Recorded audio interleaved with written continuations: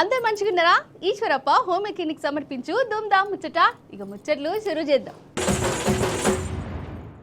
KTR sir press meet పెట్టి కాంగ్రెస్ ప్రభుత్వం 100 రోజులల్లా 6 గ్యారంటీలు అమలు చేస్తామని దొంగ మాటలు చెప్పే ఇప్పటి వరకు ఏది కూడా చక్కగా చేయలేదు. అభయహస్తం మీద రేవంత్ సారు సంతకం పెట్టి 6 గ్యారంటీలు 100 రోజులలో అమలు చేస్తామని చెప్పిండ్రు కదా. ఏడేసిన గొంగడి ఆడనే ఉన్నది అన్నట్టు ఊరుకునేదే లేదు. దీన్ని చట్టం చేయాలి, చట్టం చేస్తే అన్నీ మన దగ్గరికే వస్తాయని చెప్పి కేటీఆర్ సారు మాట్లాడుతున్నాడు. ఇక నేను ఎప్పుడు కాదు, ఒకసారి మీరే వినుర్రి. శ్రీమన్న రేవంత్ రెడ్డి సారు అధికారంలోకి రాగానే 100 రోజుల గ్యారంటీలు అమలు చేస్తాము, అభయాస్తం మీద సంతకం పెట్టి గవర్నర్ తోటి కూడా చెప్పించిరు. 2023 డిసెంబర్లోనే చెప్పించిరు. మనము 2026లో మాట్లాడుతున్నాం. చట్టం వస్తే ఎవరిని అడగవలసిన పని లేదు. కేటీఆర్ సారు పెట్టిన బిల్లును అమలైతే రైతు బంధు చక్కగా మీ అకౌంట్లోనే పడుతుంది, అన్ని మీ దగ్గరికే వస్తాయని కోర్టుకు పోతే మొట్టికాయలేసి మీ అకౌంట్లోనే డబ్బులు వేస్తుందని కేటీఆర్ సారు చెప్పుకొచ్చిండు. మన ముఖ్యమంత్రి గారు మాట్లాడారు కదా, మీరు చూసింటారు. ట్రాఫిక్ చలాన్లు అవసరమైతే ఎవరైతే ఆ చలాన్ పడుతుందో వాళ్ళ ఖాతాను డైరెక్ట్గా బ్యాంకులకి వెళ్ళి కట్ చేయాలి అని ముఖ్యమంత్రి గారు మాట్లాడారు. చట్టం అయితే ఏమవుతుందంటే మీకు కూడా సవలతు వస్తుంది. మీకు కూడా 2500 ఎదురు చూసి అక్కడ ఉండదు. చట్టం అయితే నా ప్రైవేట్ మెంబర్ బిల్లు పాస్ అయితే, కాంగ్రెస్ బీజేపీ సహకరిస్తే బిల్లు పాస్ అయితే ఏం జరుగుతుందంటే మా రాష్ట్రంలోని ఆడబిడ్డలందరికీ సచ్చినట్టు గవర్నమెంట్ 2500 ఇవ్వాల్సిందే.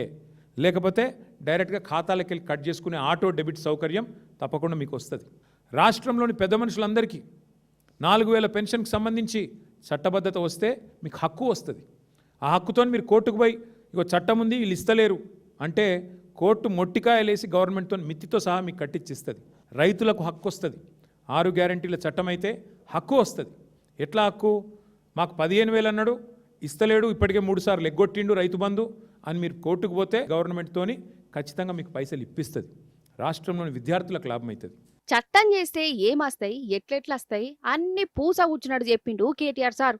చట్టం చేస్తే ఎట్లుంటుంది, చట్టంతో ఎన్ని లాభాలుంటాయి అన్నీ అందరికీ తెలిసేటట్టుగా మంచిగా మాట్లాడి అన్ని కూడా చెప్పుకొచ్చిండు. కాంగ్రెస్ వాళ్ళ మెడల్ అంచి మనకిచ్చిన హామీలు ఇచ్చినట్లుగా మన ఇంటికి వస్తాయని చెప్పుకొచ్చిండు. ఈ చట్టానికి అన్ని పార్టీలు ఆమోదం తెలపాలని కేటీఆర్ సార్ మాట్లాడిండు. చట్టం చేస్తే ఎస్సీ ఎస్టీలకు ఏమొస్తాయని కూడా చెప్పుకొచ్చిండు. ఇప్పుడు మన రాష్ట్రంలో దళితులకు ఎస్సీ ఎస్టీ సప్లాన్ ఉంది, గిరిజనులకి జనాభా ప్రకారం మీకు బడ్జెట్లో ఇంత వాటా కేటాయిస్తున్నాం ప్రభుత్వం చట్టం చేసింది. దాని ప్రకారం ఒకవేళ చట్టం అమలు చేయకపోతే ఆ పైసలు వచ్చే బడ్జెట్లో మళ్ళీ రోల్ ఓవర్ అయ్యే విధంగా వ్యవహారం చేసినారు. అట్లాగే రాష్ట్రంలోని ప్రతి వర్గానికి గ్రామాన నేను విజ్ఞప్తి చేస్తూ ఉన్నా, ఈ బిల్లు పెట్టిన తర్వాత తప్పకుండా 6 గ్యారంటీల మీద చట్టం చేయండి. చేస్తే ఆటో డెబిట్ అంటే మీరు చలాన్లకు ఎట్లయితే ప్రభుత్వం నా అకౌంట్లోకి వెళ్ళి కట్ చేస్తూ ఉంటుందో అట్లా ప్రభుత్వ అకౌంట్లోకి వెళ్ళి నాకు పైసలు పడేటట్టు మా కేటీఆర్ అన్న మా బీఆర్ఎస్ పార్టీ చట్టం తెస్తున్నది. కాబట్టి దాన్ని మీరు అమలు చేయండి, దానికి మీరు వంతపాడండి, దానికి మద్దతు ఇవ్వండి అని గౌరవ ప్రజాప్రతినిధులను మీరు మోటివేట్ చేయండి, వారికి చెప్పండి. తెలియని వాళ్ళు ఉంటే చదువుకున్న వాళ్ళు తెలియజెప్పే విధంగా ఎఫర్ట్ పెట్టండి. ప్రభుత్వం ముక్కు పిండి మీ పైసలు మీ ఖాతాలో పడేతందుకే ఈ చట్టం తీసుకొని వస్తున్నాము. చట్టం చేస్తే రేవంత్ రెడ్డికి ముక్కుతాడేసినట్టయితే ఇవన్నీ అప్పుడు రైతులకు చెప్పినట్టు వింటారు. బోనసు బోగసు కాకుండా ఉంటది, అందరికి అన్ని తెలుస్తాయని కేటీఆర్ సారు మాట్లాడిండు. ఇక అర్థం చేసుకుంటే ప్రభుత్వం నుంచి డైరెక్ట్ గా డబ్బులు కట్ చేసుకొని మన అకౌంట్లకు వస్తాయని చెప్పుకొచ్చిండు. నిజంగా కాంగ్రెస్ గవర్నమెంట్ ఆడోళ్లను లక్షాధికారులను చేసుడు ఏందో ఏమో కానీ రోడ్డు మీదకైతే తెస్తురు. మేము మహిళలను ముందు తీసుకుపోతాము, మహిళలను లక్షాధికారులను చేస్తామని చెప్పుడే తప్ప అనిపిస్తున్నది. చేసేది ఏం లేనట్టేగా అనిపిస్తున్నది. ఈడ నేను చెప్పుడు కాదు కానీ ఒక్కసారి జనగామ జిల్లా కలెక్టరేట్లకు పోయి ఆడ ఏం జరుగుతుంది ఏంది కదా చూద్దాం రారి. అయ్యో గీ అక్కడ చూడుండ్రి సారు, మీకు దండం పెడతా, మీ కాళ్ళు మొక్కుతా అనుకుంటా జనగామ జిల్లా కలెక్టర్ కాళ్ళ మీద పడుతుంది. అయినా కలెక్టర్ సారు, నువ్వు కాళ్ళ మీద పడితే నాకేంది, ఏం చేస్తే నాకేంది, నేను చేసే పని నేను చేస్తూనే ఉంటా అనుకుంటా కలెక్టర్ సారు పోతుండు.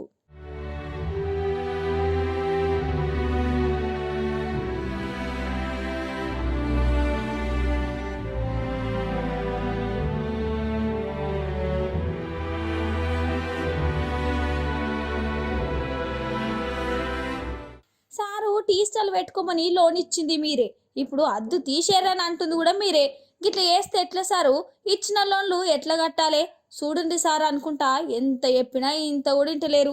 జేసీపీలు తీసుకొని లేదు మేం చేసే పని మేము చేస్తాం అనుకుంటేనే గిట్ల చేస్తుండ్రు. సారు మీరు గిట్ల చేస్తే గల్లు లక్షాధికారులు అవడేమో గాని రోడ్డు మీద వాడు మాత్రం పక్క అంటుర్రు ఈ వీడియో చూసిన వాళ్ళు అందరూ. సార్ వాళ్ళు వచ్చిర్రు వేరేది ఇస్తాం కొత్త డేట్ వేసి ఇస్తామని రాసుకున్నారు. ఏం కాదు మీకు కోర్టు అంతా జనగం అంతా మీ తరపునే ఉంది కదా, కోర్టులోనే ఉన్నారు కదా, ఏం చేయమమ్మా ఏం చేయమని బలవంతంగా సంతకం పెట్టుకున్నారు సార్. మాకేం తెలియదు కదా, అట్లా పెట్టేసారు. లోన్ ఇచ్చి డబ్బా కూడా వాళ్ళే చేయించారు. ఆ పైసలు పెట్టించి ఇప్పుడు మళ్ళా ఈ కలెక్టర్ ట్రాన్స్ఫర్ అయ్యి ఈ కలెక్టర్ వచ్చిండు, కొత్త కలెక్టర్ తీసేయి అంటాడు. ఇది మేము ఏం తప్పు చేసినాం, మా అన్యాయం ఏముంది, మా కథ చెప్పాలి మరి వాళ్ళే. మేమైతే అందరూ సార్లు చెప్పినట్టు విన్నాం, మంచిగా కట్టుకుంటాం. ఒక్క రూపాయి కూడా మాకు ఎప్పుడు సబ్సిడీ ఇచ్చింది లేదు. మేము చెప్పేది ఒకటి ఉంటుంది చేసేది ఒకటి ఉంటుంది అన్నట్లుగానే అర్థమవుతుందని అంటుర్రల్లా ఈ వీడియో చూసిన వాళ్ళు అందరూ. కర్నూలు జిల్లా కైరుప్పల్ల చుట్టుపక్కన ఉన్న 9 ఊరోళ్ళు కలిసి కొట్టుకుంటురు. మరి గంత బాధ ఏమొచ్చింది, అసలు ఎందుకు కొట్టుకుంటురు ఏంది అని ఒక్కసారి మనం గా ఊరికి పోయే అంత అరుచుకుందని రాని. కనిపిస్తున్నా అందరు కలిసి కొట్టుకుంటున్నారు కదా. ఓరి నాయనో చూడుండ్రి, నువ్వా నేను అన్నట్లుగానే కొట్టుకుంటున్నారు కదా. అది చూడు, ఈ అన్న పిడికతోటి కొడుతున్నాడు, ఆ అన్న పిడికతోటి కొడుతున్నాడు. నువ్వెక్కువ కొడతావా నేను ఎక్కువ కొడతావా అన్నట్లుగానే చేస్తుండ్రు. లోపల ఏదో పగ పెట్టుకొని కొట్టుకుంటున్నారు అనుకుంటారేమో గాని ఇదేదో పగ పెట్టుకొని కొట్టుకున్నాడు కాదు.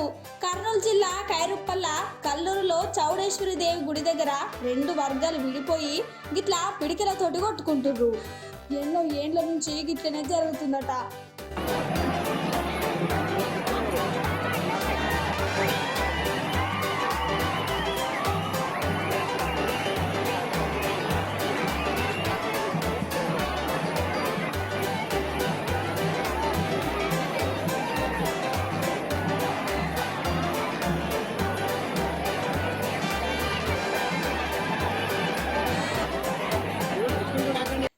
వీరభద్రస్వామి కాళికాదేవికి మొక్కుకొని గిట్లా పిడకళ్ళతోటి కొట్టుకుంటారట. దెబ్బలు దాకినాక విభూజిగా దెబ్బలకు రాసుకొని పోతారట. ఎవ్వరికి గిట్లా ఏం కాదు, మేము ఎప్పటి నుంచో గిట్లా వేస్తున్నామని చెప్పుకొచ్చిండ్రు. ఒరెక్క ఇట్లా పిడకళ్ళతోటి కొట్టుకున్నాడు సాంప్రదాయం మంచిగానే ఉన్నది.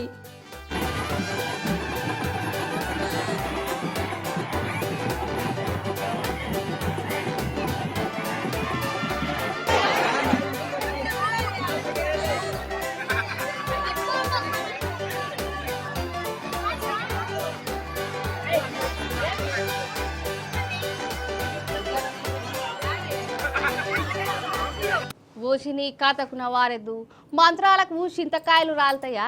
రాలే కదా. కానీ మంత్రాలు నమ్మితే చింతకాయలు రాలుతాయి అన్నట్టుగానే ఉన్నది కదా ఈ కథ. పెద్దపల్లి జిల్లాల మంత్రగాడు ఏం చెప్పినా నమ్మిరు, ఎట్లా చెప్పినా నమ్మిరు. అట ఇంకా ఏమైందో నీ చెప్పుడు కాదు, మీరు చూసుడే కావాలి. ఇక పెద్దపల్లి జిల్లాల ఒక ఇంటికి వచ్చి మీకు శాపం ఉన్నది, శాపం విమోచన చెయ్యాలే. అయ్యో నీకచ్చే ధనలక్ష్మి ఆగిపోయింది, లేకపోతే మీ ఇంట్లో కుప్పలు కుప్పల డబ్బులు బంగారం ఉండేటి, మీరు వెంటనే పూజ చేసుకోవాలి, లేకపోతే మొత్తం పారేషాన్ అవుతుందని అనుకుంటే చెప్పుకొచ్చింది. నాకు తెలిసిన పూజారు ఉన్నాడు, నేను చెప్పినట్టు చేస్తే మీకు అన్ని మంచిగానే జరుగుతాయి, మీరు అనుకున్నది అవుతుందని మీ బంగారాన్ని కూడా పూజ చేసి తీసుకొని వచ్చి మళ్ళా మీకు ఇస్తాడు. మళ్ళా ఇట్లా బంగారం తీసుకున్నాడని ఎవరికైనా చెప్పిర్రా అనుకో పెద్ద దోషమే అంటుతుందని చెప్పుకొచ్చింది. వామ్మో నిజమే కావచ్చు అని చెప్పి ఆమె మాటలు నమ్మి పూజారి ఎట్లా చెప్పిండు, ఏమేమి చెప్పిండు అన్నీ చెప్పినట్టుగా చేసిరు. ఇంట్లో ఉన్న బంగారు చెవులు కమ్మలు 80,000 రూపాయల ఎండి, మళ్ళీ ఇంకో అక్క దగ్గర 16,000 రూపాయలు తీసుకున్నది. ఇక ఇప్పటి నుంచి మీకు అదృష్టం వస్తుంది, వీటికి పూజ చేస్తున్నా అని చెప్పి మళ్ళీ వెనక్కి తిరిగి రాలేదట. వామ్మో మనల్ని మోసం చేసిందని మేము నమ్మి మోసపోయినామని చెప్పి పోలీస్ స్టేషన్లకు పోయి కంప్లైంట్ ఇచ్చిండు. ఇక కథకు నా వారెద్దు, ఇగో గట్లెవరైనా చెప్తే నమ్ముతారా అని పోలీసులు వాళ్ళను కూడా గట్టిగానే చెప్పిరు. మేము ఇంటికి మంచి చేస్తాం, మీ మోకాళ్ళు మంచి చేస్తాం, మీ పసరు తెస్తా, మీ బొగ్గులు ఇంకోండి, మీ బియ్యం మీరు పెట్టుకోండి నాకు అన్నాడు. అన్నాక అన్నాడు కదా మళ్ళీ 16,000 రూపాయలు ఇయ్యరు, అవి బంగారం గుళ్ళె పెట్టి తెచ్చిస్తా అన్నాడు. నేను ఎవరితో చెప్పుకోవాలంటే ఎవరితో చెప్పలేదు, ఇట్నే సపరేట్గా పోకున్నాం. తెల్లారాత్రి రాలేదు, సపరేట్గా పోకున్నాం మేము. ఆగురి ఇంకొక్క ముచ్చటున్నది, అది కూడా చూసిరనుకో ఓ సిద్ధం అవుతుంది. ఏమన్నా తిందామన్నా పారేసాని అవుతున్నది కదా. ఏడ చూసినా కల్తీనే, తినే తిండిలా కల్తీ, తాగే పాలలా కల్తీ, ఏడ చూసినా ఈ కల్తీని కానీ పడుతున్నాడు. హైదరాబాద్లో కల్తీ నూనెతోటి పాడైన పిండితోటి గుమగుమలాడే సమోసాలు తయారు చేస్తున్నారు. ఎవరికేమైతే నాకేంది, చేసేది మేము, మంచిగుంటే చాలు అనుకుంటున్నారు ఈ కల్తీ పని చేస్తున్న కల్తీగాలు. ఇక పాడైన పిండితోని సమోసాలు తయారు చేసుకుంటూనే అమ్ముతున్నారు. చుట్టుపక్కల ఎంత గలీజ్ ఉన్నా మాకేంది అన్నట్లుగానే ఉంటున్నారు. చూడు ఎంత మంచిగా తయారు చేస్తున్నారు.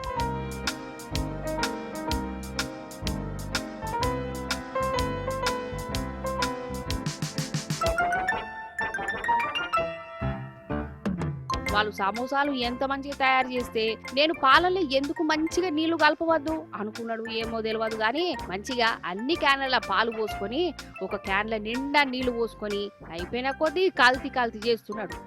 ఏందో ఏమో ఇదంతా చూస్తుంటే బయట ఏమైనా తినాలంటేనే ఏం చేయాలన్నా పానం గజ్జుమంటున్నది. అందుకే ఇప్పటిసారి బయట ఏమి తినకుండా సప్పుడేగా మీ ఇంట్లోనే మంచిగా వండుకొని తినరు.